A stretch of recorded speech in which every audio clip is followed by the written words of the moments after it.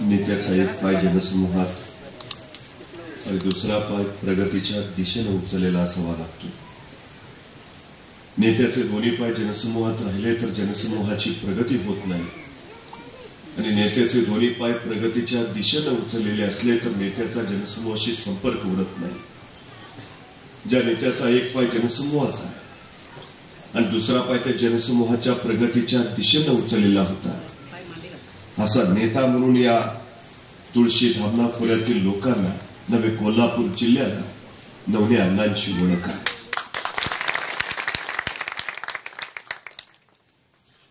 स्वर्गीय अण्णासाहेब नवने यांनी स्वर्गीय इंदुमती नवने यांच्या 5व्या स्मृती दिनानिमित्त आयोजित केलेल्या या कार्यक्रमासाठी या ठिकाणी उपस्थित असलेले राधानगरीचे लोकमान्य आणि राजमान्य आमदार सन्मान्य प्रकाशजी आंबेडकर, आपल्या पित्याचा संपन्न वारसा त्याच तोलामोलानं पुढे नेणारे सन्मान्य बाळासाहेबजी नवने, दीपसिंहजी नवने, मंचावर उपस्थित असणारी सामाजिक राजकीय क्षेत्रातली सगळी मातब्बर मंडळी आणि उपस्थित असलेले आपण सर्व. खरं तर राधानगरीचा हा पश्चिम भाग म्हणजे दुर्गम आणि डोंगराळ. माणसंही तशीच रांगली आणि रांगड्या मातीचा रांगडा नेता म्हणून खरं तर अण्णासाहेब नवने यांनी आपल्या कामाला सुरुवात केली. शेतकऱ्यांच्या जगण्याला अर्थ यावा, त्याच्या घराघरामध्ये अर्थ पोहोचावा, यासाठी संस्थात्मक बांधणी करत खरं तर या डोंगरी भागामध्ये त्यांनी कार्यकर्तृत्वाची शिल्प घडवली. हे सगळं आयुष्य संघर्षाचं होतं. शून्यातलं विश्व कसं उभा करावं याचं हे देखणं स्वप्न सत्यात उतरणारं कार्यशिल्प होतं. आम्ही सातत्यानं काही गोष्टी बोलत राहतो, सांगत राहतो, पण ज्या माणसाच्या वाट्याला संघर्ष असतो तीच माणसं मोठी होतात. हा सगळ्यात मोठा भाग आहे. तुमचा संघर्ष जेवढा मोठा तेवढी तुमची उंची मोठी असते. गेल्या काही दिवसामध्ये वर्तमानपत्रामध्ये जाहिरात आली होती. गेल्या 25 वर्षात ज्याच्या हातून एकही अपघात झाला नाही अशा ड्रायव्हरनी मुलाखतीला यावं. काही ड्रायव्हर मुलाखतीला आले, मुलाखती चालू झाल्या. पहिल्या ड्रायव्हरला विचारलं काय हो, गेल्या 25 वर्षात तुमच्या हातून एकही अपघात नाही? तुम्हाला अजिबात नाही, विषय नाही, प्रश्नच नाही, फक्त गाडी एकदा ब्रेक फेल झाली, मनीत दोरीत कोसळलो, पण बाकी कुठे टच नाही. त्याला म्हटले चला बाजूला. दुसऱ्याला विचारलं गेल्या 25 वर्षात तुमच्या हातून एकही अपघात नाही, तुम्हाला अजिबात नाही, विषय नाही, प्रश्नच नाही, फक्त एक जण पुढनं येऊन माझ्या अंगावर आदळला तेवढंच काय ते, पण बाकी कुठं धक्का नाही. त्यालाही म्हटले चला बाजूला. तिसऱ्याला विचारलं गेल्या 25 वर्षात तुमच्या हातून एकही अपघात नाही, तुम्हाला अजिबात नाही, विषय नाही, प्रश्नच नाही, कागदपत्र पुरावे सगळं तपासलं, या माणसाच्या हातून गेल्या 25 वर्षात एकही अपघाताची नोंद नाही. त्या मुलाखत घेणाऱ्याला आश्चर्य वाटलं. त्यांनी न राहून विचारलं गेल्या 25 वर्षात तुमच्या हातून एकही अपघात नाही, तुमच्या यशाचं रहस्य काय? तसा समोरचा ड्रायव्हर शांतपणे म्हणाला गेल्या 25 वर्षापूर्वी माझी गाडी जी मी त्या गॅरेजला लावली ती परत बाहेरच नाही. ज्यांच्या गाड्या गॅरेजला त्यांचा अपघात व्हायचा विषयच येत नाही, पण ज्यांच्या गाड्या गॅरेजला त्यांना आयुष्यात कधी ध्येयही गाठता येत नाही. ही सगळ्यात महत्वाची वस्तुस्थिती आहे. ध्येय गाठायचं असेल तर गाड्या रस्त्यावर आणाव्याच लागतील आणि रस्ते म्हणले तर खड्डे ठरलेले, टक्के ठरलेले, ऊन वारं वादळ पाऊस याच्याशी संघर्ष ठरलेला. हा सगळा संघर्ष सोसणं ज्याला जमतं, हा सगळा संघर्ष सहन करणं ज्याला जमतं, या संघर्षावर मात करणं ज्याला साधतं त्याला यश जिंकता येतं. ही सगळ्यात महत्वाची गोष्ट आहे. संघर्ष जेवढा मोठा तेवढी तुमची उंची मोठी असते. खरं तर नवले अण्णांच्या वाट्या आलेला संघर्ष एवढा मोठा होता की तो संघर्षच त्यांची उंची वाढवून गेला.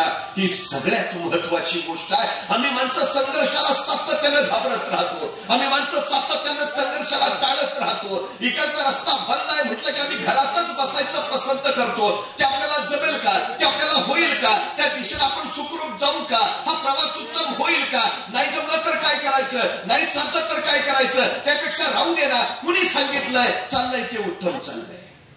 जे आहे तसंच राहावं असं वाटणारी माणसं आयुष्यात कधीच काही घडवू शकत नाही. ही सगळ्यात महत्वाची गोष्ट आहे. स्वतःला सुरक्षित ठेवणारी, स्वतःला सुखरूप ठेवणारी आणि स्वतःला जराही धक्का लावून न घेणारी माणसं आयुष्यात कुठली क्रांती करू शकत नाही, परिवर्तन करू शकत नाही. ही सगळ्यात महत्वाची गोष्ट आपण लक्षात घेतली पाहिजे. आम्ही सातत्याने इतिहास वाचत राहतो, सातत्याने इतिहास गरजत राहतो. छत्रपती शिवाजी महाराज की जय म्हणत जय जयकार करत राहतो. छत्रपती संभाजी महाराजांचं नाव ऐकलं की आम्ही रोमांचित होतो. पण ही सगळी माणसं मोठी झाली. या मोठेपणाचं सगळ्यात मोठं जर कारण कुठलं असेल तर त्यांच्या वाट्याला आलेला संघर्ष ही सगळ्यात महत्वाची गोष्ट आपण लक्षात घेतली पाहिजे. ज्याच्या वाट्याला संघर्ष नाही तो माणूस घडूच शकत नाही. ही सगळ्यात मोठी भूमिका आहे. शांत समुद्र कधीही उत्तम खलाशी तयार करू शकत नाही. उत्तम खलाशी व्हायचं असेल तर सागर उधारलेलाच हवा, लाटा उसळतच हव्यात, वादळ सुटलेलंच हवं. या सगळ्या लाटातून, या वादळातून, या तुफानातून तुम्ही तुमची नौका ज्यावेळी पलीकडच्या किनाऱ्यावर न्याल त्यावेळी तुमचं उत्तमपण सिद्ध होईल. पण समुद्र शांत आहे, लाटा शांत आहेत, वादळ नाही, तुफान नाही आणि निवांतपणे तुम्ही तुमची नौका घेऊन निघालाय, पलीकडच्या किनाऱ्यावर पोहोचलाय. तुम्हाला उत्तम म्हणता येत नाही कारण तुमचा कसच लागला नाही. ही सगळ्यात महत्वाची गोष्ट असेल. कस लागायचं असेल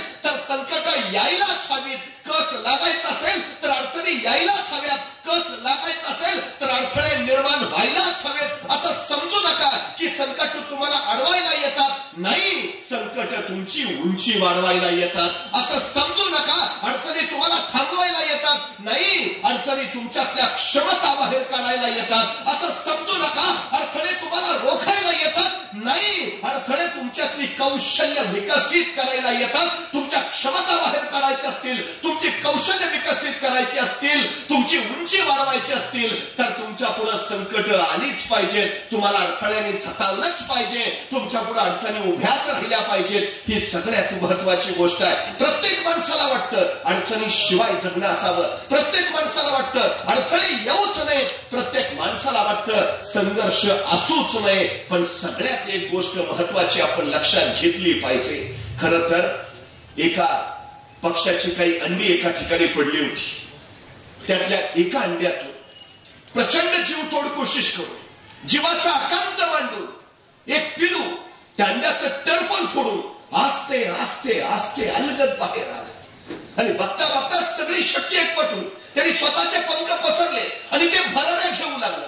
पण ते अंड्याचं टरफल फोडताना तिची होणारी जी यातायात होती, जो संघर्ष होता, तो एका इवल्याशा मुलाला पाहवला नाही. त्यामुळे दुसऱ्या अंड्यातनं बाहेर पडणाऱ्या पिलाला तशीच यातना होऊ नये म्हणून त्यांनी स्वतःच हाताने ते अंड्याचं टरफल फोडलं आणि त्या आतल्या पिलाला अलगद बाहेर काढलं. बाहेर काढलं खरं, पण त्या पिलाला ना हालचाल करता येईना, ना पिलाला त्या उडता येईना, ना स्वतःची स्वतः धडपड करता येईना.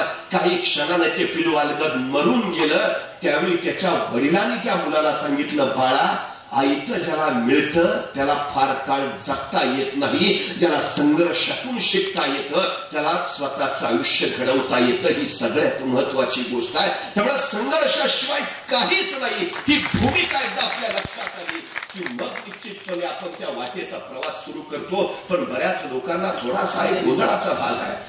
मी परवा एका शेतावरनं फिरत होतो. शेताच्या बांधावर एक शेतकरी निवांत बसला होता. मी त्या निवांत बसलेल्या शेतकऱ्याला म्हटलं, अहो निवांत बसलाय का, करत का नाही? म्हणला म्हणजे काय होईल? अहो म्हणलं शेतीची मशागत करा. बरं म्हणला केली मशागत, मग काय होईल? अहो म्हणलं रान कसं लोण्यासारखं मऊ होईल. अहो म्हणला झालं लोण्यासारखं मऊ, मग काय होईल? अहो म्हणलं जे पेराल ते उत्तम उगवून येईल. बरं म्हणलं आलं चांगलं उगवून, मग काय होईल? अहो म्हणलं तुम्हाला चांगलं पीक मिळेल. बरं म्हणला मिळालं चांगलं पीक, मग काय होईल? अहो म्हणलं ते उत्पन्न पीक काढा, उत्पादन काढा. म्हणलं काढलं उत्पादन चांगलं, मग काय होईल? अहो म्हणलं ते बाजारात नेऊन विका. म्हणला विकलं बाजारात नेऊन, मग काय होईल? अहो म्हणलं तुम्हाला चांगले पैसे मिळतील. बरं म्हणला मिळाले चांगले पैसे, मग काय होईल? अहो म्हणलं त्या पैशाचं तुम्हाला पाहिजे तिथे विकत घेता येईल. बरं म्हणलं घेतलं विकत, मग काय होईल? अहो मग म्हणलं तुम्हाला निवांत आरामात राहता येईल. मग माझा आत्ता काय चाललंय? ह्या सगळ्या उचापती जर निवांत आणि आरामात राहण्यासाठीच करायच्या आहे तर आता बांधावर आरामातच आहे की. माणसं दोन पद्धतीची असतात. एक आरामात राहणारी आणि दुसरी आराम हराम मानून इतरांच्या वाट्याला आराम यावा यासाठी आयुष्य खर्च करणारी. तुम्ही लोक भाग्यवान आहात. तुमच्या वाट्याला आराम हराम मानणारा आणि इतरांच्या वाट्याला आराम यावा यासाठी आयुष्य झिजवणारा नवनी अण्णांसारखा नेता मिळाला. खरं तर गरजही नसते. कशासाठी सगळं चाललंय हा सगळ्यात महत्वाचा प्रश्न असतो. कशासाठी धडपड करायची, कशासाठी ही सगळी लढाई करायची हा सगळ्यात महत्वाचा चिंतनाचा विषय असतो. नाहीतर कुणी एखादा अफाट अब्जोपती करोडपती झालेला सुखाची झोप घेतोय असं तो कधीच म्हणणार नाही. आणि दुसऱ्याच्या शेतात रोजाने जाऊन 300 रुपये घेऊन स्वतःचा संसार चालवणारा मजूर त्याला जर विचारलं तर त्याची फारशी खळखळ होत नाही. नेमकं कळत नाही की जागावं कसं, मिळवावं किती आणि कशासाठी हा सगळ्यात महत्वाचा चिंतनाचा विषय आहे. विषय फक्त एवढाच आहे की जगणं म्हणजे काय, आयुष्य म्हणजे काय. आपल्या बापाच्या चितेला अग्नी देणं आणि आपल्या चितेला अग्नी देण्यासाठी एखादा वारसदार तयार करून ठेवणं, या दोन चितेमधलं अंतर काढणं याचा अर्थ आपलं जगणं आहे का हा प्रश्न सगळ्यात महत्वाचा आहे. विशेष पण हा मधल्या जगण्याचा भाग नेमका कसा आहे त्याचं चिंतन मंथन खरं तर आम्हाला करता आलं पाहिजे. माणसं लक्षात कोण राहतात आणि माणसं विस्मरणात कोण जातात हा सगळ्यात महत्वाचा विषय आहे. आम्ही का जन्माला आलो याचं उत्तर मिळणं फार अपेक्षित आहे. नाहीतर या देशाची लोकसंख्या आता 120 कोटी झाली आहे. म्हणजे या देशात मुळातच आधीच 120 कोटी लोक आहेत. मग आधीच 120 कोटी असताना फिरून तुमचा जन्म कशाला झालाय? लोक नाहीत म्हणून झालाय का? 120 कोटी आहेत आधीच, मग आपला कशाला झाला? याचा अर्थ असा आहे की 120 कोटी लोक असतानाही या देशाला या जगाला तुमची गरज आहे म्हणून तुमचा जन्म झाला. मग ती नेमकी गरज काय आहे? काय नेमकं नेमलंय? कशासाठी माझा जन्म? मी काय करायचा हे ज्याला कळतं आणि त्या दिशेनं तो वाटचाल करतो तो मोठा होतो. काय काय लोकांना कशाला जन्माला आलो तेच कळत नाही. सगळ्यात मोठी अडचण ती असते. बऱ्याच वेळेला प्रश्न पडतो हे चाललंय ते कशासाठी चाललंय, का चाललंय सगळं? मला दुसराही प्रश्न पडतो. छत्रपती शिवाजी महाराज तर शहाजी पुत्र होते, सरदार पुत्र होते. झोकात राहता आलं असतं, या गडावर त्या गडावर घोडे फिरवीत मिरवता आलं असतं. गरज नव्हती संघर्ष करायची, गरज नव्हती यवनांची लढा पुकारायची, गरज नव्हती रक्त सांगायची, गरज नव्हती मावळ्यांना सोबत घेऊन या मावळ खोऱ्यामध्ये 32 मरी सोन्याचं सिंहासन उभा करायची. मग हे काय केलं? पुन्हा 32 वर्षाचं आयुष्य होतं माझ्या संभाजी राजाचं, जो छत्रपती पुत्र होता. औरंगजेबापुढे झुकला असता, वाकला असता, नमला असता तर आयुष करत आणखी कितीतरी वर्ष जगला असता. पण ताट मानेनं ताट करणारा तो निगड्या छगल मृत्यूला सामोरा गेला. प्रश्न असा, गरज काय होती? 16 वर्षाचा माझा ज्ञानोबा आपल्या भावंडांना घेऊन गावोगावी ज्ञानाचे उपदेश देत लोकांना शहाणा करत फिरत होता. कुणी शेण फेकायचं, कुणी चिखल मारायचं, कुणी शिव्या घालायचं, कुणी संदेशाची पोरं म्हणून हिंडवायचं. पण हे सगळं स्वतः सहन करत तो 16 वर्षाचा ज्ञानोबा ज्ञानेश्वरी लिहिता झाला. पिढ्यान पुरेल एवढं चिरंतन ज्ञान देऊन गेला. गरज काय होती? वयाच्या 23व्या वर्षी माझ्या धर्माची धर्मपताका मी अमेरिकेच्या शिकागोमध्ये जाऊन फडकवीन, जगाला माझा धर्म समजावून सांगेन असं म्हणत 23 वर्षाचा एक नरेंद्र इथून उठतो आणि थेट शिकागोमध्ये जातो आणि त्या अफाट धर्मसभेपुढं माझ्या देशाची धर्मपताका फडकावतो आणि एका क्षणात नरेंद्रचा विवेकानंद होतो. मला प्रश्न पडतो, गरज काय होती? ही कशासाठी माणसं लढत होती? आई बाप दुष्काळानं ओढून गेले, बायका पोरही गेली. आता जगावर कुणासाठी असा प्रश्न पडला आणि त्या प्रश्नाच्या उत्तरासाठी त्या महापुरुषानं भंडाऱ्याचा डोंगर गाठला. तिथं सच्चिदानंद बाबांनी उपदेश केला, रामकृष्ण हरी मंत्र मिळाला आणि माझा तो तुकोबा म्हणाला, मूर्ती हे जन न देखावे डोळा म्हणून कळवला येत असे. आणि स्वतःचं आयुष्य बाजूला सारून मूर्त्या जनांसाठी त्यानं स्वतःचं आयुष्य झिजवलं. मला प्रश्न पडतो, त्या तुकोबांना गरज काय होती? नवनी अण्णांना स्वतःचं विश्व घडवता आलं असतं, एकट्यापुरता जगता आलं असतं, मोठं आणखी मोठं होता आलं असतं. पण माझ्या शेतकऱ्यांसाठी तर दूध संस्था हवी आहे, माझ्या शेतकऱ्यांच्यासाठी पाणी पुरवठा संस्था हवी आहे, माझे काही लोक धरणामुळे ग्रस्त झाले त्यांची कृती समिती इथं हवी आहे, माझ्या इथं ऊस उत्तम पिकतो, मला एखादा कारखाना उभा करायला हवाय. हे सगळं का? गरज काय होती? या सगळ्यांच्या कार्यापाठी मग गरज होती की समाजाचं कल्याण झालं पाहिजे, इथल्या लोकांचं भलं झालं पाहिजे, ही त्या लोकांचं उत्तम सर्वोत्तम झालं पाहिजे. ही माणसं मोठी झाली कारण ही स्वतःसाठी नाही, ही माणसं इतरांसाठी जगली. हे त्याचं सगळ्यात महत्वाचं कारण. आमचं जगणं कुणासाठी आहे? आम्ही कुणासाठी जगतो? मुळामध्ये आता मुळात आपलंच आपल्यासाठी जगता येत नाही, दुसऱ्यासाठी काय जगणार असा प्रश्न निर्माण झाला. पण हे जग कुणाच्या भरोशावर चाललंय? हे जग कुणाच्या बळावर चाललंय? हा प्रश्न निश्चितपणे पडतो. मिळवतो काय? काही माणसं आयुष्यभर फक्त पैशाच्या मागे असतात, काही माणसं आयुष्यभर फक्त प्रतिष्ठेच्या मागे असतात, काही माणसं आयुष्यभर फक्त मोठेपणाच्या मागे असतात, काही माणसं फक्त आयुष्यभर सत्तेच्या पाठीमागे असतात. पण ते लक्षात राहतात? लक्षात कोण राहतो? जगाचा बादशाह असणारा अलेक्झांडर मरण पावला. मृत्यूपूर्वी आपल्या त्यांच्याकडे केविलवाणी प्रार्थना करत होता. फक्त एक तास मला जगवा. केविलवाणी प्रार्थना करत होता. फक्त एक तास मला जगवा. जगजेता असलेला अलेक्झांडर स्वतःसाठी एक तास सुद्धा मिळवू शकला नाही, एक तास सुद्धा जगणं मागू शकला नाही. त्या एका तासात त्यांनी स्वतःचं मृत्यूपत्र लिहिलं आणि त्या मृत्यूपत्रात त्यांनी पहिली अट टाकली, मी मरण पावल्यानंतर मला खांदा माझ्यावर उपचार करणाऱ्या डॉक्टरांनीच द्यावा. त्यांनी दुसरी अट टाकली, माझी प्रेतयात्रा निघेल तर मी कमावलेली सगळी संपत्ती त्या वाटेनं सगळीकडे पसरत फेकत चला. तिसरी अट टाकली, मला ज्यावेळी खांद्यावर घेतलं जाईल तर माझे दोन्ही हात असे उघडे लोकांना दिसतील असे ठेवा. अनेकांना प्रश्न पडला, हा काय बोलतोय? खांदा द्यायचं काम घरातले करतात, कुटुंबीय करतात, नात्यातले करतात. हा काय सांगतो मला? डॉक्टरांनी खांदा द्यावा? विचार, ही अट का?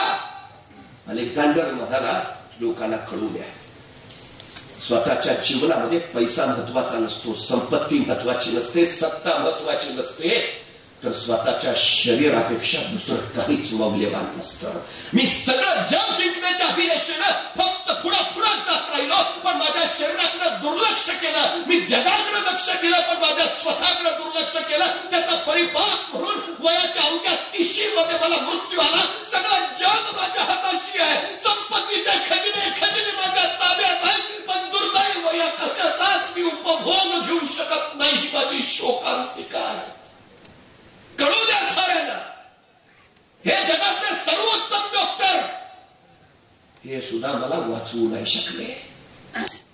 मला वाचवणारा फक्त मी एकमेव होतो, ज्यांनी फक्त स्वतःकडे दुर्लक्ष केलं आणि काहीतरी मिळवण्याच्या पाठीमागे मी धावत राहिलो. म्हणून कळू द्या जगाला, तुम्हाला कुणी वाचवू शकत नाही. उत्तमातले उत्तम डॉक्टर्स पण नाही. तुमच्या शरीराची काळजी ही तुम्हालाच घेतली पाहिजे. पैसा कमावण्यापेक्षा, संपत्ती कमावण्यापेक्षा निरोगी शरीर संपदा कमावणं याच्यासारखी दुसरी कुठलीच संपत्ती नाही. दुसरा विचार, ठीक आहे, पण तुम्ही आतापर्यंत कमावलेली सगळी संपत्ती तुमच्या प्रेतयात्रेबरोबर फेकत चला असं का म्हटलं? कळू द्या ना, माणसं आयुष्य पैशाच्या मागे धावत धावत घालवतात. ही कमावलेली संपत्ती सुद्धा मला वाचवू शकली नाही. ही कमावलेली संपत्ती मला एक तास जगवू शकली नाही. या पैशाचा उपयोग काय आहे? हे सगळं क्षुल्लक ठरतं जिथं मृत्यू समोर उभा असतो. ही संपत्ती कमावण्यापेक्षा माझ्यावर प्रेम करणारी, मला आशीर्वाद देणारी माणसं मी कमावली असती तर कदाचित त्यांच्या आशीर्वादाच्या बळावर माझं आयुष्य वाढलं असतं. पण मी माणसं कमवायच्या ऐवजी पैसे, संपत्ती कमवत राहिलो आणि तिथंच चुकलो.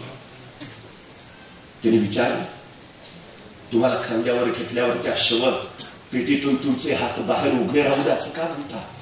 अलेक्झांडर म्हणाला, मी जगाचा बादशाह आहे, मी जगाचा सम्राट आहे, मी जगातला सगळ्यात श्रीमंत आहे, अब्जोपती, करोडपती, खर्गोपती आहे.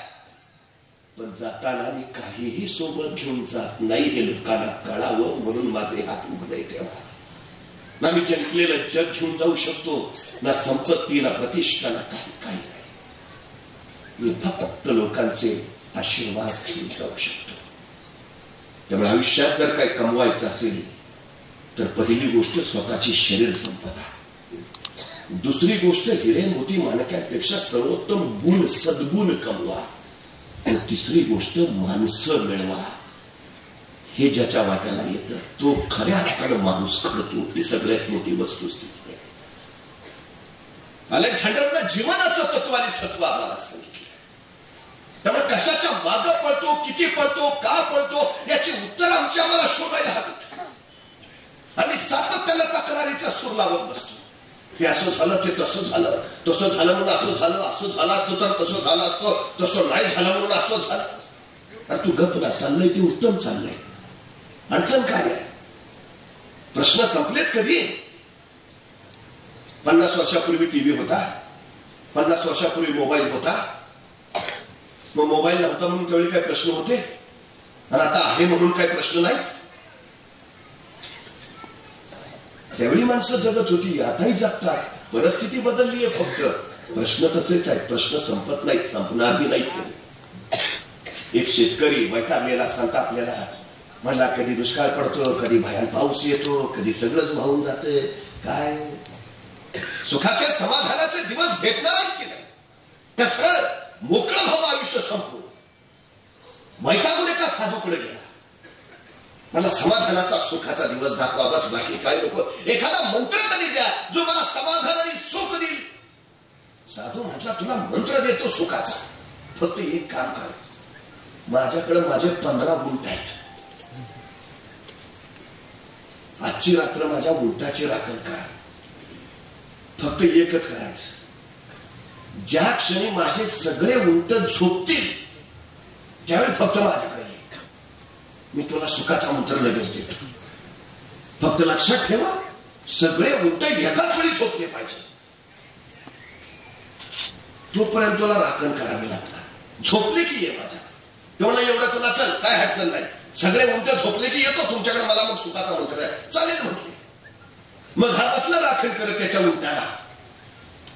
उंटाला राखण करताना त्याच्या लक्षात आलं, एक उंट झोपला की दुसरा उभा राहतो, ते झोपला की तिसरा उभा राहतो, त्याला झोप आली की तोवर चौथा उठला, ते झोपे तोपर्यंत पाचवा. रात्र अख्खी सरली. सकाळी साधू त्याच्याकडे आला, रात्रभर तुझी वाट बघत होतो, सुखाचा मंत्र पाहिजे होतो तुला. आम्हाला बरोबर आहे तुमचं, पण रात्रभर अशी वेळच आली नाही त्यावेळी सगळे उंट झोपलेत. एक झोपलं की दुसरं उठता येईल. साधू म्हटला, मित्रा, प्रश्नांचं संकटाचं असंच आहे, एक प्रश्न मिटला की दुसरा उठून उभाचा राहतो. जगणं हेच आहे, प्रश्न संपत नाही, संकट संपत नाही. एक थांबला म्हणेपर्यंत दुसऱ्याने तोंड वर काढलेलं असतं. त्यामुळे संकटाला घाबरायचं नाही. संघर्ष हा गरजेचाच आहे, ही सगळ्यात महत्वाची गोष्ट आहे. पण या सगळ्यातनं जर सुख मिळवायचं असेल तर सगळ्यात एक मंत्र आहे, जे घडतं ते चांगल्यासाठीच घडतं, एवढा हा एकमेव मंत्र आहे. बस काय घडू द्या, उत्तम, काहीतरी चांगलं घडणार आहे. तुम्हाला त्रासच होणार आहे, तुम्हाला कुठल्याच गोष्टीचं वाईट वाटणार नाही, तुम्हाला कुठलाच मनस्ताप होणार नाही. फक्त एकच मंत्र आयुष्यात जातायचं, जे घडतं ते चांगल्यासाठीच घडतंय. बस फार पाऊस पडला, चांगल्यासाठीच. दुष्काळ, उत्तम. बरं मला सांगा, आकांड तांडव करून काय फरक पडणार आहे का? का तुम्ही राग केला म्हणून पाऊस थांबणार आहे? का तुम्ही बोलावता म्हणून तो येतो? मग कशात चिडचिड करून घ्या, जे घडतं ते उत्तम. एक राजा होता, प्रधानाबरोबर सफरचंद खात बसला होता. हातात सफरचंद होतं, चाकूनं कापत होता, आणि चाकूला कापता कापता तो चाकू सटकला आणि त्या राजाच्या बोटाला सारखं आपल्या रक्ताची धार लागली. वेदना प्रचंड व्हायला लागल्या. राजा यातनेत धावून निघाला. ते सगळं भळभळ रक्त बघितलं. त्याचा प्रधान म्हणाला, जे घडतं ते चांगल्यासाठी. राजाला भयान राग आला, तर माझं बोट कापलंय, मला सहन होईना, आणि हे म्हणतंय जे घडतं ते चांगल्यासाठीच घडतं. तू काय माझ्या वाईटावर टाकलाय का? ह्याला पहिला तुरुंगात टाका. बोलावले सगळे खासदार तुरुंगात काढला. प्रधान तुरुंगात. नेहमीप्रमाणे सायंकाळी 4 वाजता राजा शिकारीला निघाला. शिकारीला जंगलात गेला. जंगलात गेल्यावर अचानक सैनिकाची त्याची चुकामुक झाली. राजा चुकत चुकत आत शिरला आणि नेमका एका आदिवासी टोळीच्या हातात सापडला. नेमका त्यांचा कसला तरी सण होता आणि बळी द्यायला माणूसच शोधत होते. नेमका राजा सापडला. आदिवासीच्या राजाने सांगितलं बांधा यालाच बळी देऊया. उत्तम बांधा राजाला. सगळी पूजा बिजा सगळं झालं आणि आता राजाचं शिरकलम करायचं. तो हातात शमशेर घेतलेला माणूस पुढे आला आणि तो राजाचं शिर उडवणार. त्यावेळी त्याचं लक्ष राजाच्या पोटाकडे गेलं. रक्त उघडलेलं, पोट बांधलेलं. त्याने नीट बघितलं तर त्याला चकम. तो लगेच राजाकडे गेला. आदिवासीनं त्या राजाला सांगितलं म्हणजे याला बळी देता येणार नाही का? हो आपला नियम आहे, जखमी माणसाला बळी द्यायचं नाही. आता हा जखमी आहे म्हणलं राजा मला सोडा, त्याचा उपयोगाचाच नाही. सोडला राजाला. राजा सुटला त्यावेळी त्याला प्रधानाचं बोलणं ऐकलं. जे घडतं ते चांगलं मला बरं झालं. बोट कापलं नसतं तर आता बळीच होता. राजवाड्यात आला. पहिलं तरी पहिला प्रधानाला घेऊन या. सोडा त्याला. लोकांनी तुरुंगातलं प्रधानाला बाहेर काढलं. राजाच्या पुढे प्रधान आला. राजा अगदी क्षमा याचनेच्या सुरात म्हणला प्रधानची माफ करा. तुम्ही म्हटलं तेच खरं होतं. जे घडतं ते चांगल्यासाठीच. मी विनाकारण तुमच्यावर चिडलो. तुम्हाला तुरुंगात पाठवलं. मला माफ करा. प्रधान मला नाही तुरुंगात पाठवलं उत्तम. जे घडतं ते चांगल्यासाठी. म्हणजे आता तुरुंगात पाठवलं हे कसं उत्तम, ते कसं चांगल्यासाठी? महाराज मी रोज तुमच्या बरोबर शिकारीला यायचो.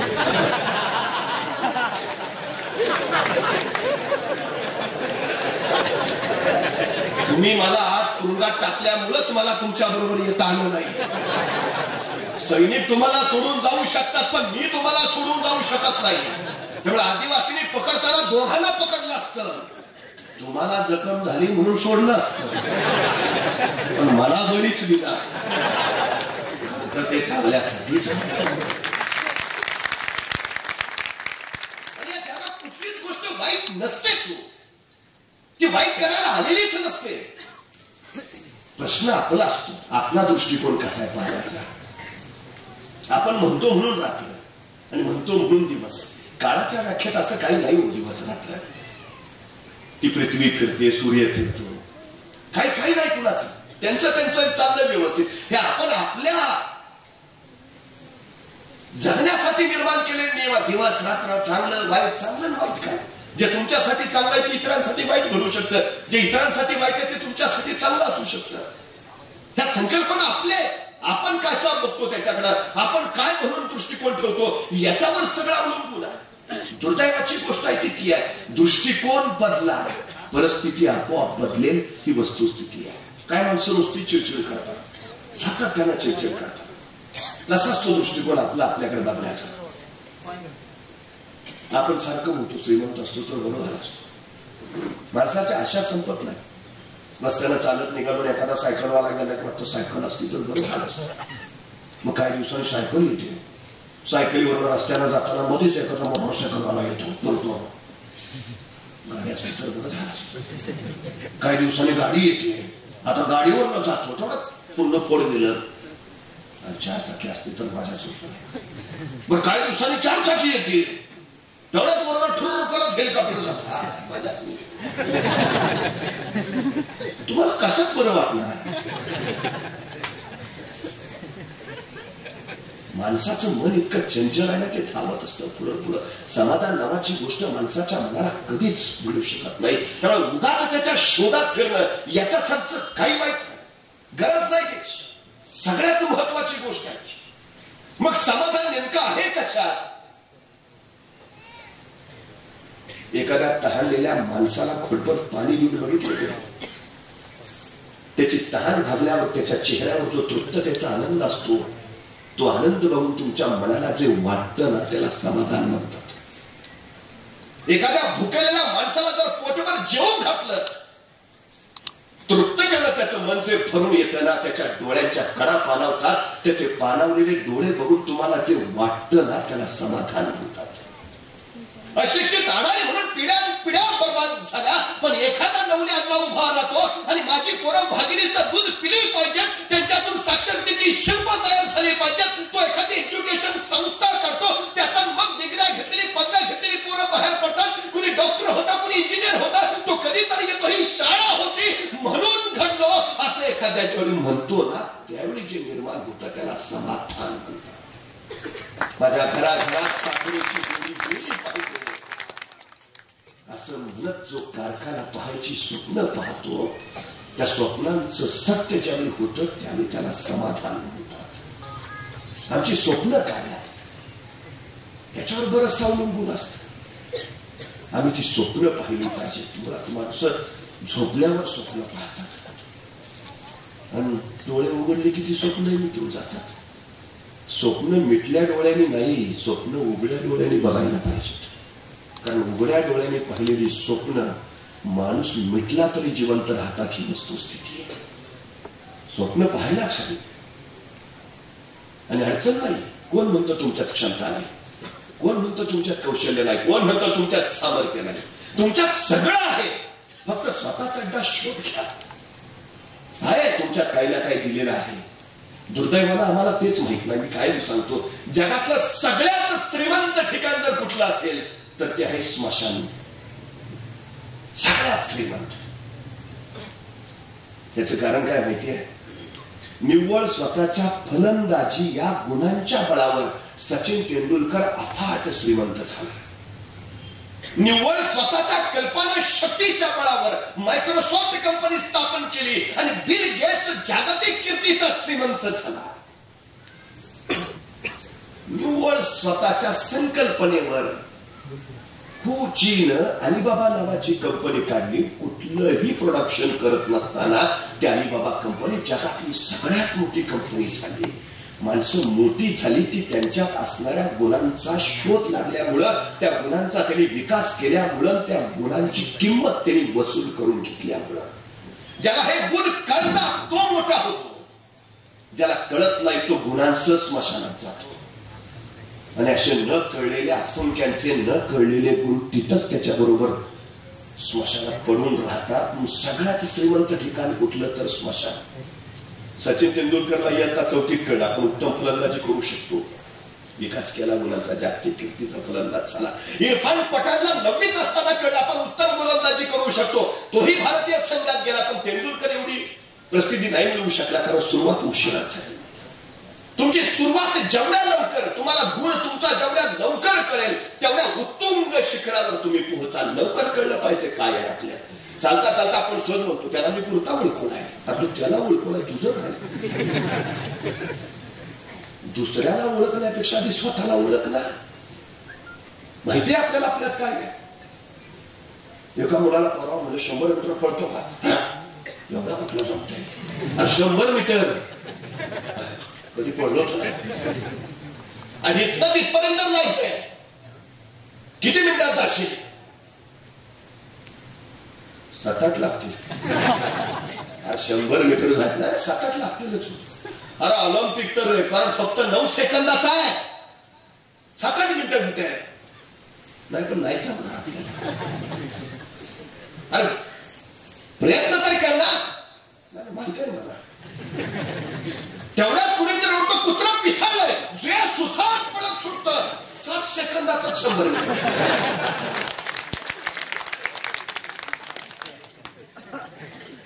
ऑलिम्पिकचं रेकॉर्ड मोडतो. ऑलिम्पिकचं रेकॉर्ड 9 सेकंदाचं, 7 सेकंदात काय कुत्र होतं. कुणी समजा परिस्थिती आली की मग क्षमता बाहेर पडते. क्षमता असते तुमच्यात 7 सेकंदात 100 मीटर पळायची, पण एकतर मुळात विश्वास नसतो आणि आपल्यात हा गुण आहे याची कल्पनाच नसते. ही सगळ्यात मोठी अडचण आहे. न्यूनगंड मनात बाळगून राहतोय आपण. कुठं राधानगरी तालुक्यात पश्चिम विभागात तुळशी लांबी खोऱ्यात कोल्हापूरला जायचं होत नाही. आणि तो महेंद्रसिंग धोनी सुद्धा झारखंडमध्ये एका छोट्याशा खेडेगावातला आहे. तो जर भारतीय संघाचा कॅप्टन होत असेल तुम्हाला अडचण काय? क्षमता आहे ना, त्या क्षमतेचा शोध घेत त्याचा विकास करणं हे सगळ्यात महत्वाचं आहे. आम्ही ते केलं पाहिजे. पहिल्यांदा क्षमता आहे आणि सगळ्यात महत्वाची गोष्ट सांगतो, सकारात्मक दृष्टिकोन असलेल्या माणसांच्या संगतीत राहा. नकारात्मक दृष्टिकोन असलेल्या माणसांची संगत सुद्धा नका. हे सगळ्यात घातक. तुम्ही कुठल्या पुस्तकांच्या कुठल्या मित्रांच्या संगतीत आहे याच्यावरनं तुम्ही काय होणार हे कळत आणि कळत असते. काय काय लोक भयानक असतात. मग पूर्वी म्हणजे आमदार साहेब आपल्याकडे पद्धतच आहे समाजात की पोरग अंधारा खोलीत निघालो की बाबा हा नको ना भाऊ आहे लग्न झालं तरी अंधारात जात फार कमवता गावाची जवळ कोणी बघितलाय का भाऊ दिसलाय कुणाला आला कुठलं ती नकारात्मक वृत्तीची माणसाशी भीती तयार करत राहतात, भय तयार करत राहतात, नसलेल्या गोष्टी पुढे उभा करून ठेवतात आणि त्याची भीती करत राहतात. हे पहिलं काढलं पाहिजे. कुणाची मुलं कलेक्टर होतात, कुणाची मुलं जिल्हा पोलीस प्रमुख होतात.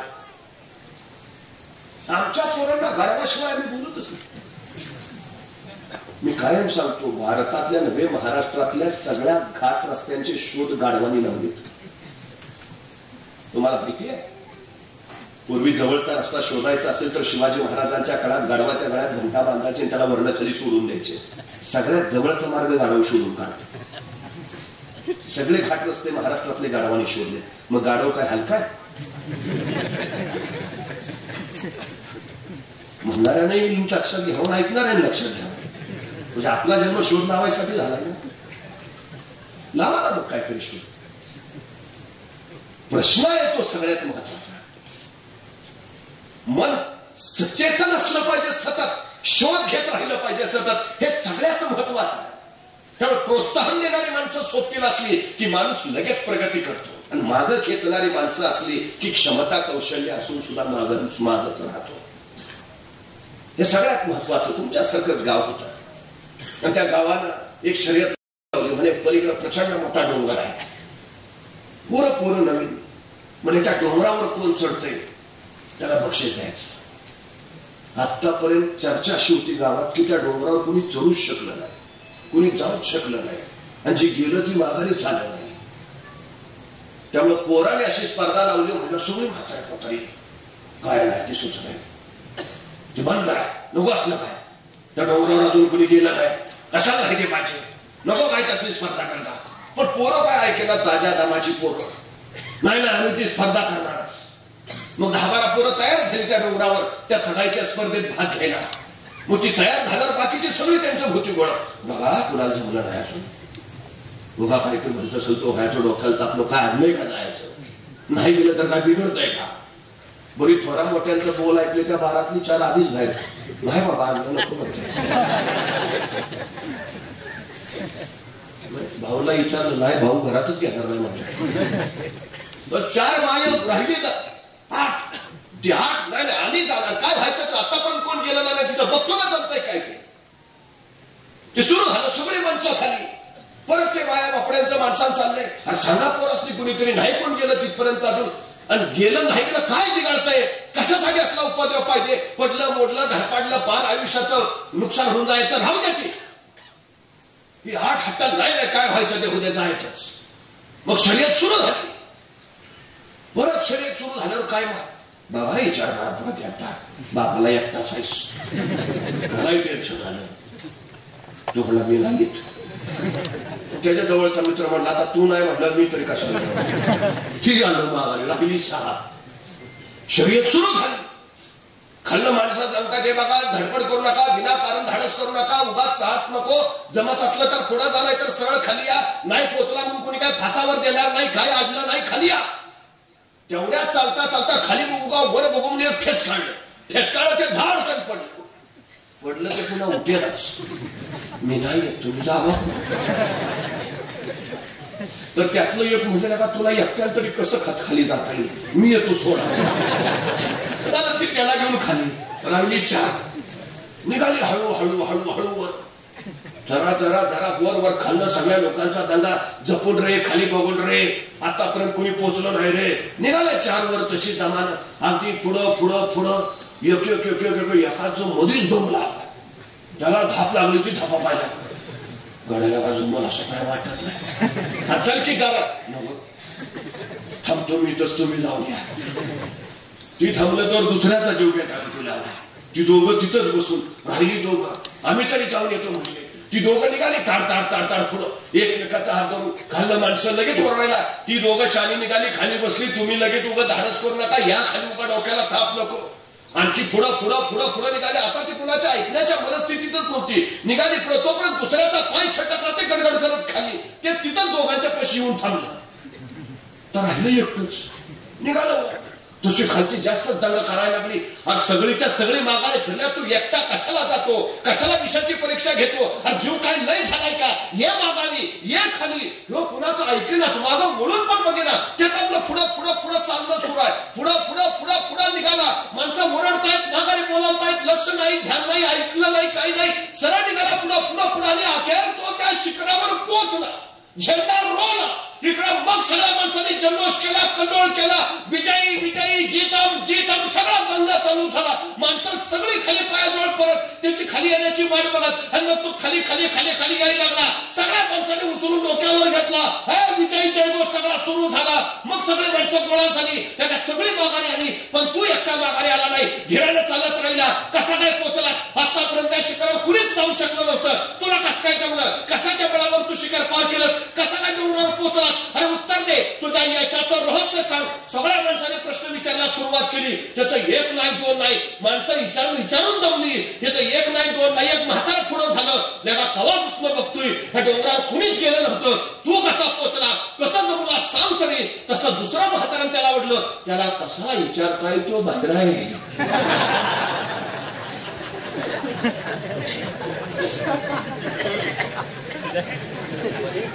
तो शिखरावर का पोहोचला माहिती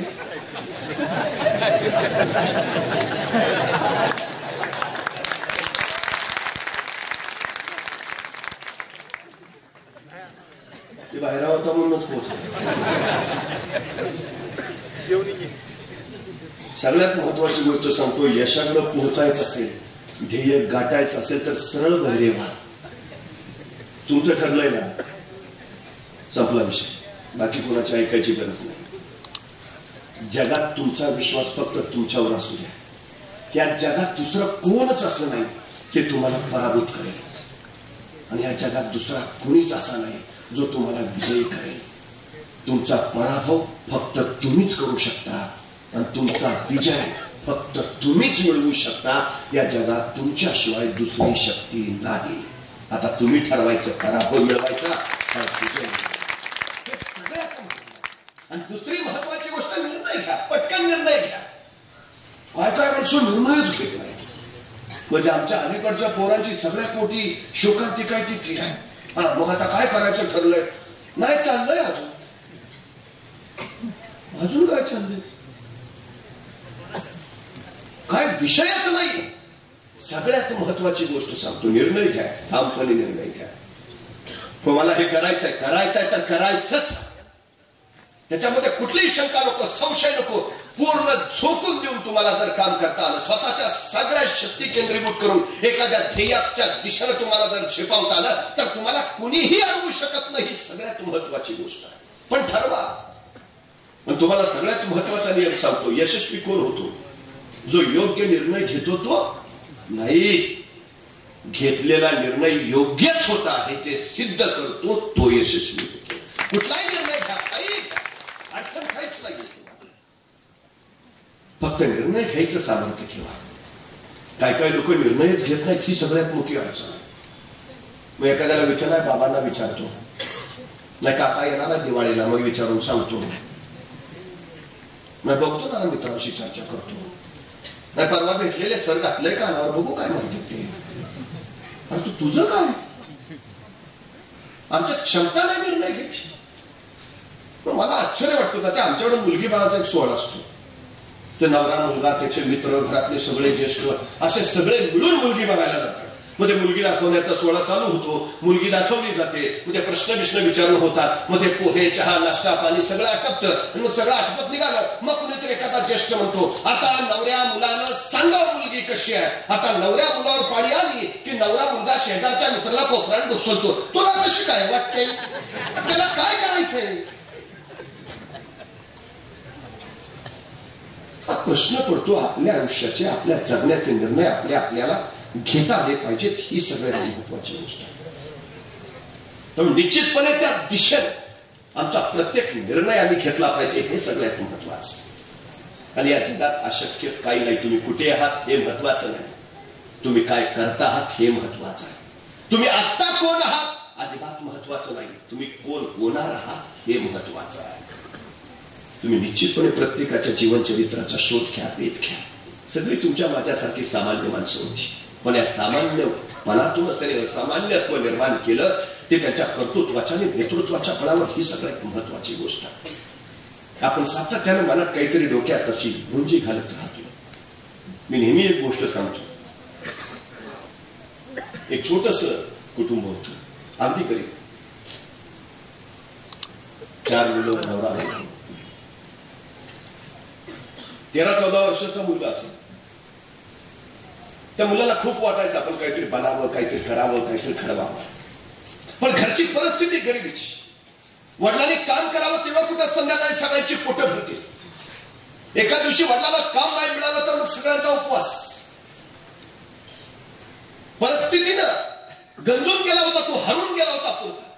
इच्छा प्रचंड आहे, आकांक्षा प्रचंड आहे, महत्वाकांक्षा अफाट आहे, पण परिस्थिती वर येऊ देत नाही, काही करूच देत नाही. त्याची शोकांतिका होती. आणि त्या 13-14 वर्षाचा पोर असं समजू लागलेलं की बस संपूर्ण टाकावं आयुष्य. जर मला काही करताच येत नसेल, करूच शकत नसेल तर उपयोग काय या जगण्याचा. त्याच्या मनात ते नकारात्मक विचार उंची घालत राहिले. आणि त्या पोराची ही निराशा, ही उदासी त्या मुलाच्या वडिलांच्या लक्षात आली. त्या मुलाला या निराशेच्या गतीतनं बाहेर काढलं पाहिजे. त्याच्या मनातला हा नकारात्मक सूर संपवला पाहिजे. एके रात्री वडील आपल्या मुलाजवळ गेले. मला माझं एक काम करशील? मुलगा म्हटला बोला ना बाबा. तर वडिलांनी एक जुनी लोखंडी ट्रंक उघडली. त्यातलं 25-30 वर्षाचं एक जुनं कापड बाहेर काढलं. जीर्ण कळकट मळकट झालेलं ते कापड. त्या वडिलांनी त्या कापडाचा एक तुकडा फाडला, आपल्या त्या मुलाच्या हातात दिला आणि सांगितलं, बाळ, हा कापडाचा तुकडा कुणी 10 रुपयाला विकत घेतय का तेवढं बक्षीस? हा कापडाचा तुकडा तू 10 रुपयाला विकशील? मुलानं ते कापड बघितलं. बाबा, हे जुनं कळकट मळकट कापड, अहो याला कोण घेईल? आणि 10 रुपये फुकट दिलं तरी कुणी घेणार नाही. वडील म्हटले, बाळा, आपल्या घरची परिस्थिती तू पाहतोयस. तू जर हे कापड विकलं असं 10 रुपये आले तर लक्षात ठेव, आपल्याला एक दिवस पोटभर खायला मिळेल. प्रयत्न तरी कर, हरकत काय. वडिलांचे ते डोळे मुलानं पाहिले आणि वडिलांचं ते आपण करायला हवं असं त्याला वाटलं. तरी तो कापडाचा तुकडा घेतला. बाबा, प्रयत्न करतो. तो कापडाचा कळकट मळकट पण असा कोण घेईल? त्याने रातोरात तो कापडाचा तुकडा स्वच्छ धुतला. त्याला इस्त्री व्हावी म्हणून स्वतःच्या बिछाण्याखाली त्याला ठेवला. आणि दुसऱ्या दिवशी सकाळी उठून तो कापडाचा तुकडा घेऊन तो बाजारच्या चौकात जाऊन उभा राहिला. 10 रुपयाला कापड, 10 रुपयाला कापड, फक्त 10 रुपये, फक्त 10 रुपये. सकाळपासून दुपारपर्यंत, दुपारपासून संध्याकाळपर्यंत ओरडून ओरडून त्याचा घसा सुकून गेला. पण ते कापड घ्यायला कुणी फिरकलं नाही, कुणी आलं नाही, कुणी पाहायला असलं नाही. निराशा गतीच कुणी घेणारच नाही का? आता अंधार पडायला लागला, मावळ तिकडं दिवस कलवा. आता रात्रीचं कोण येणार, कोण घेणार? तरी पण जीवाच्या कटरामध्ये उरत राहिला. 10 रुपये, फक्त 10 रुपये, फक्त 10 रुपये. पण कुणी येईना. शेवटी आता जावा असा विचार करत निघाला ना, अचानक त्याच्या जवळ एक ट्रक येऊन थांबला. तो ट्रकवाला स्वतःची काच पुसायला काहीतरी शोधत होता, पण सापडत नव्हता. आणि तेवढ्या त्या पोराचा आवाज त्याच्या कानावर पडला, 10 रुपयाला कापड, 10 रुपयाला. त्या ट्रकवाल्याने त्याला हाक मारली. अरे, माझं काच पुसायचं कापड कुठं सापडत नाही, की दे कापड. किती? 10 रुपये. हे घे. आणि ते 10 रुपयाला कापड त्या ट्रकवाल्याला त्याने देऊन टाकलं. आनंदाला उड्या मारत घरी आला. वडिलांना 10 रुपये दिले. बाबा, कापड विकलं. वडिलांनी खट्ट मिठी मारली. छान छान. 2 दिवस निघून गेले. 3ऱ्या दिवशी वडिलांनी परत आपल्या मुलाला जवळ बोलावलं. बाळा, माझे कान करशील? मुलगा म्हटला, बोला ना बाबा. वडिलांनी परत ते ट्रंक उघडली. त्यातलं परत ते जुनं कळकट मळकट कापड काढलं. त्यातला दुसरा तुकडा फाडला आणि आपल्या मुलाच्या हातात त्याला सांगितलं, बाळा, आता हे कापड कुणी 20 रुपयाला विकत घेतलंय का बघ ना. मुलगा म्हटला, बाबा, परवा 10 रुपयाला कोण घेतलं होतं? नशीब वेळ रात्रीची. दुसऱ्या मोटारींचे लाईट त्याच्या काचवर पडत होते. त्या ड्रायव्हरला काही दिसत नव्हतं. त्याचं कापड त्याला सापडलं नाही म्हणून ऐनवेळी माझं 10 रुपयाला घेतलं. आता कोण घ्यायचं? नाही हो बाबा, 10 रुपयाला कोणी घेत नव्हतं. बेला फुलाला गाठ पडली म्हणून मागच्या वेळी गेलं. आता नाही शक्य. कोण घेणार हे 20 रुपयाला? वडील म्हटले, हे बघ मागच्या वेळी पण असंच बोलणं होतंस, पण घेतलं ना 10 रुपयाला कापड, गेलं ना ते. हे बघ 20 रुपये जर आले ना तर आपण 2 दिवस पोटभर खाऊ. कर ना तेवढं माझ्यासाठी. आणि बघ नाही गेलं कापड तर तुला कोण काय शिक्षा करणार? नाहीतर नाही, पण प्रयत्न करायला काय हरकत आहे? तो मुलगा म्हटला, ठीक आहे बाबा. ते कापड त्यांनी घेतलं, रातोरात परत स्वच्छ धुतलं, इस्त्री व्हायला स्वतःच्या बिछाण्याखाली ठेवलं. सकाळी उठला पण मनात प्रश्न आला की गेल्या वेळी 10 रुपयाला हे कापड कोणी घेतलं होतं, आता 20 रुपयाला कोण घेईल? काहीतरी केलं पाहिजे जेणेकरून हे कापड 20 रुपयाला जाईल. आणि अचानक त्याच्या मनात एक कल्पना आली, मुलांना कार्टून्स आवडतात. या कापडावर आपण रंगाच्या पेटीच्या खडून जर कार्टूनचं चित्र काढलं तर, आणि त्या मुलानं क्षणात त्या कार्टून डोनाल्ड डकचं कार्टून काढलं. आणि डोनाल्ड डकचं कार्टून काढलेला कापड नव्हतं. धावत एका शाळेच्या गेट जवळ गेला. शाळा सुटायला आलेली, पोरं भरभर पाखरासारखी बाहेर पडली आणि हा ओरडत राहिला, डोनाल्ड डकचं कार्टून असलं कापड फक्त 20 रुपये, डोनाल्ड डकचं कार्टून असलं कापड फक्त 20 रुपये. पोरं येत होती, बघत होती, पुढे जात होती. शाळेत कोण पोरगा पैसे घेऊन येतो? इच्छा असली तरी कुणाला घेता येत नव्हतं. शाळेतली सगळी पोरं बाहेर पडली. तो खिंड चला गतीन चला, कोणी घेणारच नाही.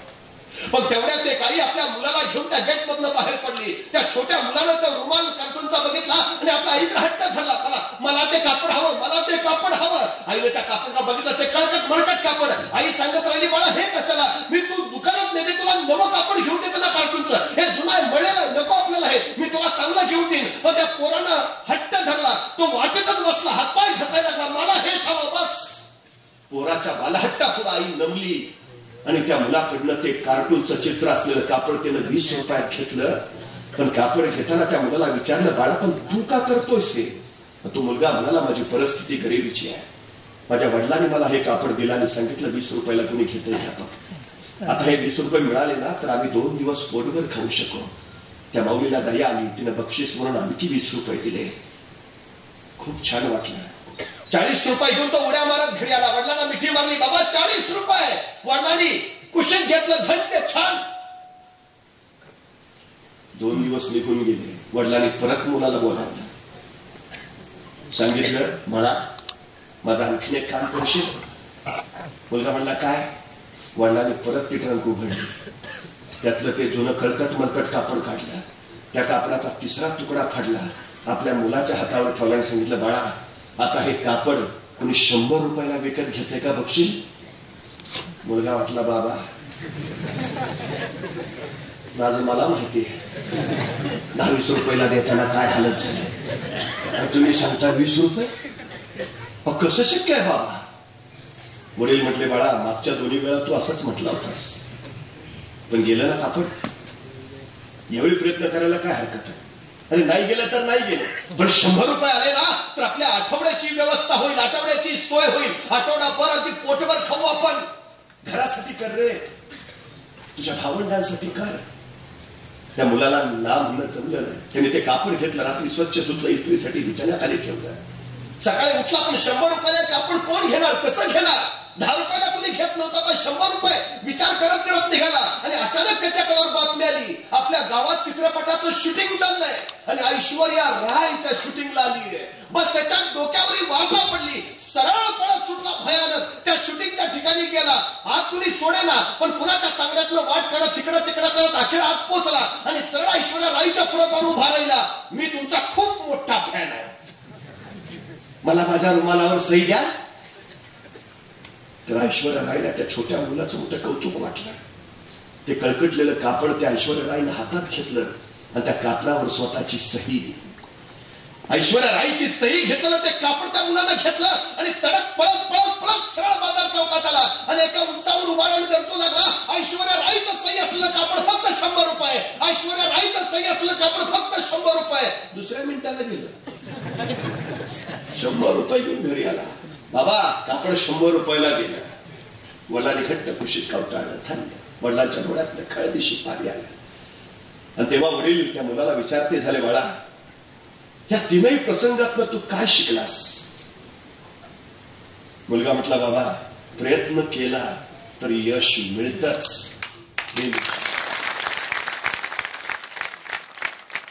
वडिलांनी विचारलं, ठीक आहे बरोबर आहे तुझं अगदी, पण मला आणखी सांग, तू आणखी काय शिकलास? मुलगा म्हटला, बाबा इच्छा असेल तर मार्ग निघतोच, हे मी शिकलो. बरोबर आहे तुझं, अगदी बरोबर आहे. पण मला तुला हे शिकवायचंच नव्हतं, हे नव्हतं सांगायचं मला. जरूर प्रयत्न केल्यावर यश मिळतच, जरूर इच्छा असेल तर मार्ग निघतोच, पण मला तुला काहीतरी दुसरं सांगायचं होतं. मला हे कळकटलेलं मळकटलेलं कापड जे कोणी फुकटही घेणार नाही, पण हे जीर्ण कळकट मळकट कापड तू पहिल्यांदा 10 रुपयाला विकलंस. तेच कळकट मळकट कापड तू दुसऱ्यांदा 20 रुपयाला विकलंस. तेच कळकटलेलं मळकटलेलं कापड तू तिसऱ्या वेळा 100 रुपयाला विकलंस. बाळा, जर जीर्ण कळकट आणि मळकट कापडाची किंमत वाढवू शकतोस तू, तर मला सांग, तू स्वतःची किंमत का नाही वाढवू शकत? जुन्या कापडाची जे फुकट कुणी घेणार नाही अशा कापडाची किंमत जर तू 100 रुपयांपर्यंत मिळू शकतोस, तर तू स्वतःची किंमत का नाही वाढवू शकत? तू किती कळकटलेला याच्याकडे लक्ष देऊ नको, तू किती मळकटलेला आहे ते पाहू नकोस, तू किती जीर्ण आहेस ते पाहू नकोस, तू गरीब आहेस का श्रीमंत त्याचा विचार करू नकोस, तुझ्यासाठी साधनं उपलब्ध आहेत का नाही तोही पर्याय नाही, तुझ्यासाठी माध्यम आहेत का विचारही करू नको. तुझ्या जर इच्छा आहे, तुझ्या जर महत्वाकांक्षा आहे, तर तू मोठा होऊ शकतो, तुझी किंमत तू वाढवूच शकतो, हे तुला मला सांगायचं होतं. आणि मित्रांनो, आश्चर्य वाटते, तो मुलगा जागतिक कीर्तीचा बॅडमिंटन पटू म्हणून पुढे प्रकाशात. ऑलिम्पिक मध्ये 2 सुवर्ण पदक तिने कमावली. 2 वेळच्या खायची ज्याची भ्रांत होती, तो ऑलिम्पिकच्या 2 सुवर्ण पदकांचा मानकरी झाला. आपण कुठल्या गोष्टीत अडकून राहतो, कुठल्या गोष्टीत आपण फसून राहतो? आकांक्षाला गगन ठेंगणं पडतं, महत्वाकांक्षांना आकाश सुद्धा आकुर ठरतं. तुमच्या इच्छा किती तीव्र आहेत, त्यांची स्वप्न किती तीव्र आहेत याच्यावर यश अवलंबून असतं. प्रकर्षानं विलक्षण ताकदीनं जर आपण पुढे जात राहिलो तर निश्चितपणे आपण अशक्य तेही करू शकतो. ही सगळ्यात महत्वाची गोष्ट आहे. या जगात विक्रम कधीच जन्माला आले नाहीत. एकाचा विक्रम मोडूनच नवा विक्रम तयार झाला, ही गोष्ट लक्षात घ्या. आपण सातत्यानं असं म्हणायचो की सुनील गावस्कर सारखा फलंदाज होणे नाही, त्याचा विक्रम कुणी मोडूच नाही शकत. पण अवघ्या काही दिवसातच सचिन तेंडुलकरनं गावस्करचे विक्रम मोडले. आपण म्हणायला लागलो तर तेंडुलकरचा विक्रम कुणी मोडूच नाही शकत. अवघ्या काही दिवसातच विराट कोहली विक्रमवीर म्हणून पुढे आला. 10,000 रना करणं शक्यच नाही, 50,000 रना खेळायला लागल्या. पूर्वी आम्हाला जुन्या माणसांना विचारलं तर ते आण्यात बोलायचे, पुढची पिढी नाण्यात बोलायला लागली, त्याच्या पुढची पिढी चिल्लरमध्ये, काही बंद्या रुपयात, मग नोटा आल्या. पूर्वी आम्हाला आठवतं शाळेत आम्ही चवली पावली घेऊन जायचो, 4 आणे 8 आणे, खूप मोठे वाटायचे. आता पोराला 100 रुपये दिले तरी मोठी एवढंच, 100 आहे. यशाचं सुद्धा असंच आहे. काल मोठं वाटणारं यश आज फार छोटं होऊन गेलं. तुम्हाला इतकं मोठं व्हावं लागेल की यशाच्या व्याख्या तितक्या बदलाव्या लागतील. ही सगळ्यात मोठी वस्तुस्थिती आहे. काळ बदलत चाललाय, वेगाने बदलत चाललाय. पूर्वी 10 वर्षात जे घडत नव्हतं ते आता फक्त एका दिवसात घडून जातं. सगळ्यात मोठी शोकांतिका ही आमची. पण त्याच्यात एक गोष्ट सगळ्यात राहून गेली, आम्ही स्वतःपुरते संकुचित झालो. आता नवने अण्णांसारखी माणसं खरंच निर्माण होतील का प्रश्न आहे. आपलीच गाडी, आपलीच मारी, आपल्याच बायकोची गोलगोल साडी, संकुचित वृत्तीची माणसं तयार व्हायला लागली. बघा ना, पूर्वी आमच्या घरावर पाटी असायची, अतिथी देवो भव. आल्या गेल्या अतिथीला आम्ही देव मानायचो. यावं माणसाने आमच्या घरी. आमची श्रीमंती कशावर मोजली जायची, आमच्या तिजोरीत किती पैसे आहेत याच्यावर नाही, आमच्या घरात येणाऱ्या जाणाऱ्यांची संख्या किती आहे याच्यावर आमची श्रीमंती मोजली जायची. पैसे किती कमावले ते नाही, माणसं किती कमावली म्हणून आमच्या घरावर पाठी असायची. अतिथी देवो भव, अतिथीला देव मानायचो आम्ही. पण काळ बदलला, घरावरची अतिथी देवो भव नावाची पाठी गळून पडली, तिथं नवी पाठी लागली शुभ लाभ. शुभ लाभ म्हणजे शुभ माझंच व्हावं, लाभही माझाच व्हावा आणि आमच्या घरात येणाऱ्या जाणाऱ्याने तो करा, संपला विषय. शुभ लाभ. काही दिवस ती पाठीही घरात जाणाऱ्यांचं स्वागत करत राहिली, पण तोही काळ गेला. शुभलाभ नावाची पाठीही गळून पडली, नवीन रजाळलेली पाठी लागली. वेलकम. आता माणसं वेलकम करायला लागली. काही दिवस तीही पाठी राहिली, काही दिवसांनी तीही निघून गेली. आता प्रत्येकाच्या घरावर नवी पाठी लागली आहे. कुत्र्यापासून सावध राहा. एक काळ होता मी अतिथी देवो भव म्हणत होतो, येऊ द्या देवाने आत. आता कुणी येऊच नये म्हणून दारातच कुत्री, आणि कुत्रून नसलो तरी नुसती पाठी लावतात. पाठी वाचल्या तरी भेटायला. पूर्वी आम्ही स्वाभिमानी संस्कृतीचे पाईक होतो, आता आम्ही श्वान संस्कृतीचे नाईक झालो आहे. सध्या दोनच गोष्टी जमतात, चावणे आणि चाटणे. समाजाची सगळ्यात मोठी शोकांतिका आहे. मला काय मिळत नसलं की दुसऱ्याला चावत सुटायचं आणि कुणाकडनं मिळणार असलं की मग चाटत बसायचं. सगळ्यात मोठी शोकांतिका आहे. स्वाभिमान कुठं राहिला? माझी माती, माझी माणसं, माझा भाग, माझा प्रांत, माझं राज्य, माझा देश ही अस्मिता आणि स्वाभिमान जिवंत ठेवणारे माणसं कुठं आहेत? नवने अण्णांचा स्मृती दिन का साजरा करायचा आहे? तो स्वाभिमान जिवंत राहावा, स्मरणात राहावा आणि इथून पुढच्या पिढीत तो संक्रमित व्हावा यासाठी करायचा आहे. त्यांचं ते जगून गेले, त्यांना जे करायचं ते करून गेले. आता आठवण कशाला, स्मरण कशाला? हा स्वाभिमान होता, हो माझ्या माणसाला हे मिळालं पाहिजे, ती माझी जबाबदारी आहे, ते मी देईन. समाजासाठी लढणारी अशी नवी पिढी तयार करावी लागेल, तर उद्याच्या पिढीचं भलं होईल. नाहीतर शिवाजी राजे जन्माला यावेत पण ते दुसऱ्याच्या घरात, आपल्या डोक्याला ताप नको. काय ते कार्ट सांभाळायचं होईल, शिवाजी कोणी सांभाळा. काय मानसिकता आहे, काय करायचं ते आंबेडकर बघतोय, मग आपण मग धन्यवाद निवडून दिला. जबाबदारी झटकून टाकतो आम्ही. आमची काही जबाबदारी नाही. सगळ्यात मोठी शोकांतिका. मला एका प्रश्नाचं उत्तर द्या, आपल्या घरातल्या विजेच्या बल्बला आपण कधी दगड मारतो का? नाही. आणि रस्त्यावरची एक तरी ट्यूब नीट ठेवतो का? घरातला बल्ब माझा असतो, रस्त्यावरची ट्यूब माझी नसते.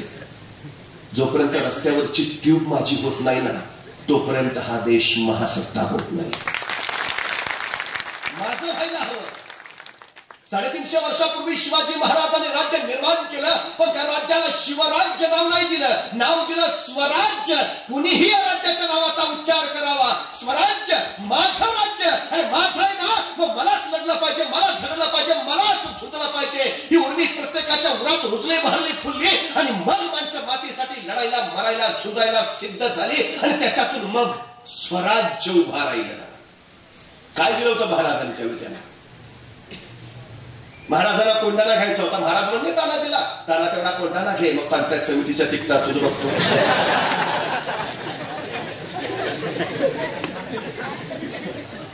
काय दिलं नाही काय हो. महाराजांनी स्पष्ट सांगितलं, मी सांगतोय म्हणून नको करूस, मी म्हणतोय म्हणून नको येऊस. तुला जर वाटत असेल तुझ्या पोरीबाळी सुरक्षित राहाव्या, तुला जर वाटत असेल तुझं राज्य तुझं राहावं, तुला जर वाटत असेल तुझ्या उद्याच्या पिढ्या सुखात नांदाव्या, तर ये. मी म्हणतोय म्हणून नको. इथला प्रत्येक जण त्या धारणेला, आपण ती धारणा जोपासायला हवी. नवने अण्णांनी ती धारणा जोपासली, हो माझी जबाबदारी आहे. बाकी कोण काय करतं याला माझ्या दृष्टीनं महत्व नाही, माझी जबाबदारी आहे. आमचे प्रकाश आंबेडकर सातत्यानं सर्वसामान्य माणसाच्या हितासाठी लढतात. सगळ्यात जास्त निधी खेचून आणणारा आमदार ही त्यांची ओळख. मताधिक्य का वाढतंय हे सर्वसामान्य लोकांसाठी आहे, जबाबदारी आहे, हो माझी जबाबदारी आहे. आम्ही ती जबाबदारी पार पाडली पाहिजे. आपल्याला कसं पाहिजे व्हायचं? आपण छोटी माणसं छोटाच राहा, तुम्ही मोठे होऊच नाही शकत. एका डोंगराळ प्रदेशात एक छोटस खेडेगाव होतं. तिथे एक मांजी राहायचा. नुकतंच लग्न झालेलं, बायको गर्भवती होती. पण गाव असं डोंगराळ भागातला अत्यंत दुर्गम. डोंगर ओलांडल्याशिवाय कुठे बाजारला जाता यायचं नाही. आणि गावात कोणी आजारी पडलं तर त्याला बैलगाडीत ठेवायचं, डोंगरापर्यंत न्यायचं. बैलगाडीतनं मग कुणाच्या तरी पाठीला त्याला बांधायचं. मग त्याने तो डोंगर चढायचा, उतरायचा आणि मग पलीकडच्या गावात त्यांनी दवाखान्यात जायचं. इतकी बिकट परिस्थिती होती. हा मांझी एके दिवशी बाहेर आला आणि त्याच्या गर्भवती पत्नीला कळा चालत झाल्या. त्याला का सण होईना. त्या अंधारी रात्र भयान काळोख चोहोबाजूला पसरलेला आणि त्या काळोखाला चिरत त्याच्या बायकोच्या किंकाळाने आक्रोश घुमत होता. त्याला काय करावं सुचत नव्हतं. शेजारच्या 2 बायका बोलावून आणल्या, बघितलं, पण त्यांनी सांगितलं नेलं पाहिजे, याला तातडीनं दवाखान्यात पोहोचवलं पाहिजे. पटकन त्यांनी बैलगाडी आणली, आपल्या बायकोला त्यात ठेवलं आणि डोंगराच्या दिशेने त्यांनी बैलगाडी पळवायला सुरुवात केली.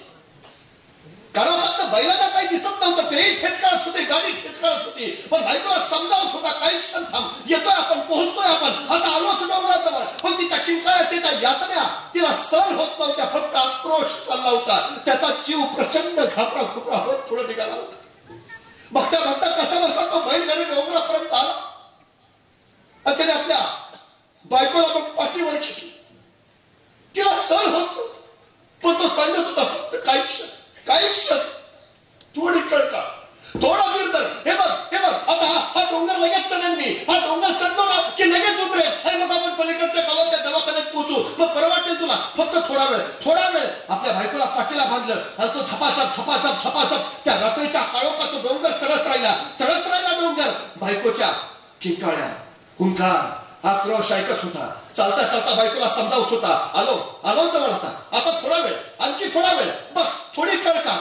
बघता पोहोचायला लवकर पाहिजे, लवकर बायकोला दवाखान्यात पोहोचवलं पाहिजे म्हणून झपाट्याने चालला होता. काही काळ डोंगर चढल्यावर अचानक त्याच्या लक्षात आलं, बायकोचा हुंकार बंद झाला. बराच वेळ झाला बायको किंकाळी फुटली नाही. आणि अचानक त्याच्या काळजाचा पाणी झाला. पाठीवरच्या बायकोला त्याने गंगन हलवलं. पोचतोय, काही क्षण, हे बघ शिखराजवळ आलो आपण. बोल ना.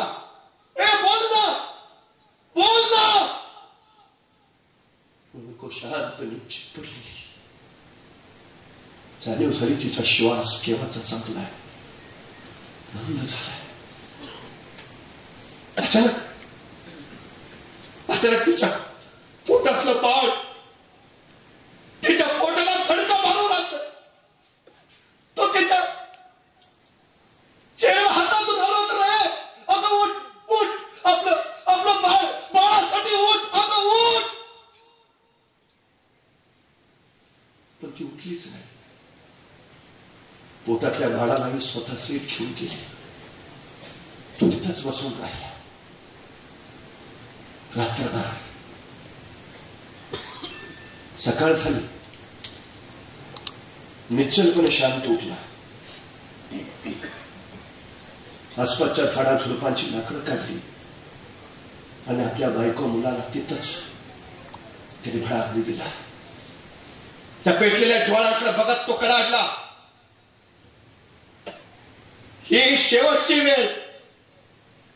आणि त्या डोंगराकडे हात पसरून त्याला सांगितलं, असे कित्येक जीव घेणारे साजून, कित्येक संसार उद्ध्वस्त करशील, अरे कित्येक अर्धांगिनी घेऊन जाशील, ज्याने अजून या जगात श्वासही घेतला नाही, असे किती कोळे जीव मारशील. पण लक्षात ठेव, ही शेवटची वेळ, ही शेवटची वेळ. परत इथं अर्ध्या वाटेत कोणी मारणार नाही. दवाखान्यात पोहोचलं नाही म्हणून परत इथं कोणी दगावणार नाही. लक्षात ठेव, मी हरवणार तुला, पराभव करणार तुझा. माझ्या बायका मुलाच्या चितेच्या साक्षीनं मी शपथ घेतोय, जोपर्यंत तुला फोडत नाही आणि तुझ्या उरातनं रस्ता काढत नाही तोपर्यंत प्राण ठेवणार नाही. आपल्या मुलाच्या आणि बायकोच्या चितेला साक्ष ठेवून त्यांनी प्रतिज्ञा केली. तो घरी परतलाच नाही. कुदळ फावडं घेऊन तो त्या दिवसापासून कामाला लागला. एकटाच डोंगर फोडायचा होता त्याला. बघितला तरी अंगावर येणारा तो महाकाय डोंगर फोडणं सोपं नव्हतं. पण हा वेड्यासारखा लागला ना. एक दिवस झाला, 2 दिवस, 3 दिवस गावात वार्ता कळाली हा डोंगर फोडतोय. माणसं यायला लागली, चेष्टा करायला लागली. बायको पोरगा गेला, डोक्यावर परिणाम झाला. वेडा झालाय तो. त्याच्या नादाला कुणी लागू नका. चला, माणसं येऊन फिदी हसायची, निघून जायची. पण तो ढळला नाही. आपल्या ध्येयापासून जराही विचलित झाला नाही. तो फक्त सातत्यानं काम करत राहिला, फोडत राहिला डोंगर, घाव घालत राहिला. महिना झाला, 2 महिने झाले, 3 महिने झाले. आता माणसं उत्सुकतेपोटी बघायला यायला लागली. हा थांबायचं नाव घेईला. 3 महिने झाले हा डोंगर फोडतोय. 6 महिने झाले, वर्ष झालं. आता माणसं आश्चर्याने बघायला लागली. काही माणसं त्याच्या सोबतीला यायला लागली. गुरं चालणारी रोज त्याच्या बरोबर थोडं काम करायला लागली. बघता बघता डोंगर फोडलेला दिसू लागला. नजरेत आता ठसठसू लागला. रस्ता तयार होऊ लागला. 2 वर्ष झाली, 3 वर्ष झाली, 4 वर्ष झाली, 10 वर्ष झाली, 15 वर्ष झाली, 20 वर्ष झाली, 25 वर्ष झाली, 30 वर्ष झाली. तो अखंडपणे रोज फक्त डोंगर फोडत होता. फक्त अखेर 31वं वर्ष उजाडलं. त्या 31 वर्षातला एकही दिवस त्यानं सुट्टी घेतली नव्हती. एकही दिवस त्याचा डोंगर फोडणं थांबलं नव्हतं. एकही दिवस तो बसला होता. अखंड 31 वर्षाच्या घावातून अखेर त्या डोंगराला फोडून त्यांनी रस्ता तयार केला. आणि ज्या दिवशी रस्ता पूर्ण झाला, अशीच एक काढलेली त्या डोंगर फोडल्या रस्त्यातनं वेगात पुढच्या दवाखान्याच्या गावात निघून गेली. त्या दिवशी तो एका शिळेवर शांतपणे बसला. त्या फोडलेल्या डोंगराकडे बघत आणि तयार झालेल्या रस्त्याकडे बघत. एवढा प्रचंड महाकाय डोंगर एकट्याने फोडला. तब्बल 31 वर्ष सतत तो शांतपणे बसला. जिथं आपल्या बायकोला आणि तिच्या पोटातल्या मुलाला अग्नी दिला होता, त्या जागेकडे एकटाच बघत राहिला. त्या डोंगराला सांगत राहिला, मी माझ्या जन्माला न आलेल्या मुलाला वचन दिला होता, परत कुठलाच कोळा जीव उपचाराअभावी दगावणार नाही. ते वचन मी पूर्ण केलं. मी तुला हरवलं, मी तुझा पराभव केला. तिथं शांतपणे बसला तो कायमचा. परत उठलाच नाही. कधी गेला त्या मांजीच्या गावाला तर तो रस्ता त्यांनी एकट्याने केलेला आजही दिसतो. जिथं त्यानं शेवटचा श्वास घेतला तिथं आता त्याची समाधी उभारली. त्या समाधीवर लिहिलंय, इतरांच्या जगण्याचा मार्ग तयार करणारा तो मांझी इथं विश्रांती घेतोय. एक मांझी प्रचंड मोठ्या डोंगराला फोडून रस्ता तयार करत असेल, फक्त जिद्दीच्या बळावर. तर आमच्या पुढे असे डोंगर नाही येतच. ज्याला मी डोंगर समजतो त्या तर टेकड्या आहेत. त्या फोडणं आम्हाला सगळं शक्य होईल. या जगात अशक्य काहीच नसतं. त्यामुळे तुम्ही हवं ते वाटेल ते मिळवू शकता आणि कमावू शकता. त्या दिशेनंच वाटचाल करायला हवी, त्या दिशेनंच जायला हवं. तुमच्या सोबत कोण आहे काही फरक पडत नाही. मैं अकेला चला था अपने रास्ते, लोग आते गए और कारवा बनता गया. आपण सुरुवात तर करा, पहिलं पाऊल तर टाका, रस्ता आपोआप तयार होत जाईल. ही सगळ्यात मोठी वस्तुस्थिती आहे. नवने अण्णांनी तेच पहिलं पाऊल टाकलं. त्या पावलांचाच रस्ता तयार झाला. त्या रस्त्याचा मार्ग आणि मार्गाचा महामार्ग, ज्या वाटेवर आपण प्रगतीच्या दिशेकडे निघालो आहोत. आपल्या पावलांबरोबर सुद्धा असेच प्रगतीचे मार्ग आणि महामार्ग तयार व्हावेत, ही त्याच्या पाठीमागची इच्छा आहे. हे स्मरण त्यासाठी आहे. या स्मरणातूनच उद्याचं विश्व आपण